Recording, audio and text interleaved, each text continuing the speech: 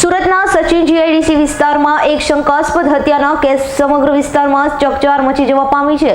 તેલંગપુર વિસ્તારમાં રહેતી 30 વર્ષીય યુવતી મુન્ની દેવીનો મૃતદેહ મળી આવતા પોલીસે તપાસના ચક્ર ગતિમાન કર્યા છે, તો પ્રેમીએ જ તેની હત્યા કરી હોવાની આશંકા પોલીસે વ્યક્ત કરી છે। સુરતના સચિન જીઆઈડીસી વિસ્તારમાંથી એક મહિલાની લાશ મળી આવી હતી, જેને લઈને પોલીસે તપાસ હાથ ધરી હતી। તપાસ કરતા મહિલા મુન્ની દેવી મૂળ બિહારની વતની હતી અને પતિ તથા 2 દીકરાઓ સાથે રહેતી હોવાનું સામે આવ્યું હતું।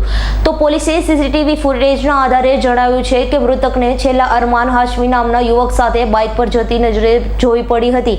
પ્રાથમિક અનુમાન અનુસાર મુન્ની દેવી અને અરમાન હાશમી વચ્ચે પ્રેમ સંબંધ હતો, પરંતુ તાજેતરમાં બંને વચ્ચે તકરાર થયાનો ખુલાસો થયો છે।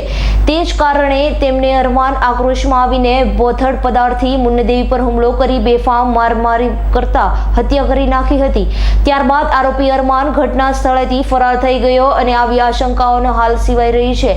હાલ સચિન જીઆઈડીસી પોલીસ અરમાન હાશમીની શોધખોળ કરી રહી છે। પોલીસે જુદી જુદી ટીમ બનાવીને તપાસને વેગ આપ્યું છે। મૃતકના મૃતદેહને પોસ્ટમોર્ટમ માટે ખસેડવામાં આવ્યો છે, જેથી મોતનું ચોક્કસ કારણ જાણી શકાય। પોલીસના ઉચ્ચ અધિકારીઓને પણ ઘટના સ્થળેની મુલાકાત લઈને કેસની ગંભીરતાપૂર્વક હેન્ડલ કરવા આદેશ આપ્યો હતો। વધુમાં મૃતક મુન્ની દેવીના પરિવારજનોની પરિસ્થિતિ અત્યંત કરુણ બની છે।